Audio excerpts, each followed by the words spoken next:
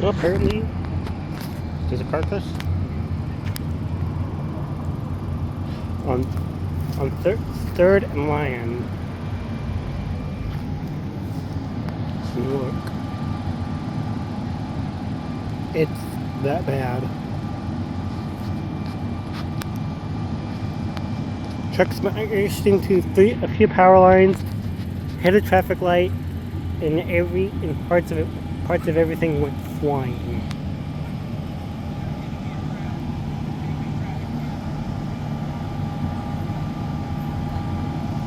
I have a funny feeling this is going to be on the news by tomorrow or so.